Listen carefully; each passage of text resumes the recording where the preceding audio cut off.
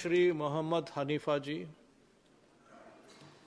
शुक्रिया honourable sir. Sir, पिछले कई सालों से लद्दाख की आवाम यूटी सेटअप से नाखुश, अपने मुस्तकबिल को महफूज बनाने के लिए वहाँ जमहूरी सेटअप और कॉन्स्टिट्यूशनल सेफगार्ड की मांग पुरअमन तरीके से की जा रही है।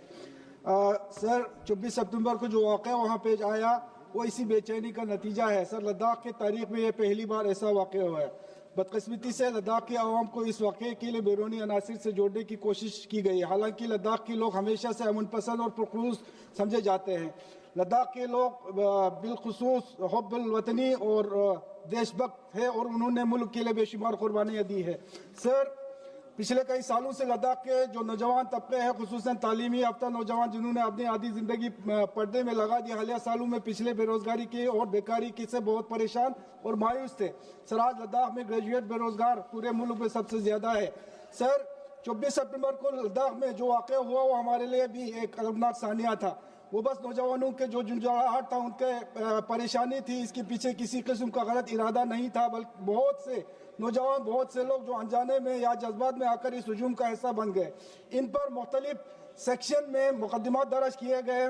बहुत से लोग आज भी जेलों में बंद हैं, कुछ जमानत पर बाहर है, लेकिन थानों के चक्कर काट रहे हैं। मैं ऑनरेबल होम मिनिस्टर साहब से अपील करता हूं कि जिन लोगों पर मुकदमा दर्ज किए गए हैं और जो लोग जेल में है और जमानत पर बाहर है, इन्हें भी एक हीलिंग टच की तहत, जैसा कि दूसरे कई रियासतों में इससे भी संगीन हालात में रियायत दी गई है, इस तरह इन मुकदमात को भी एक बार के खुसूसी इक़दाम के तहत खत्म किया जाए। सोना मौचूक एक अमन पसंद और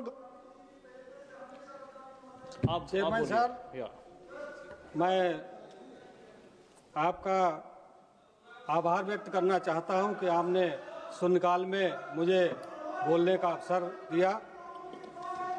मैं शहीदों की नगरी जनपद बहुत बहुत धन्यवाद। जी को आप सुनिए, मैं हनीफा जी को फिर मौका दे रहा हूँ। एक सेकंड, आप मेरी बात सुनिए, आप मेरी बात सुनिए। मैं हनीफा साहब को फिर मौका दे रहा हूँ। इससे पहले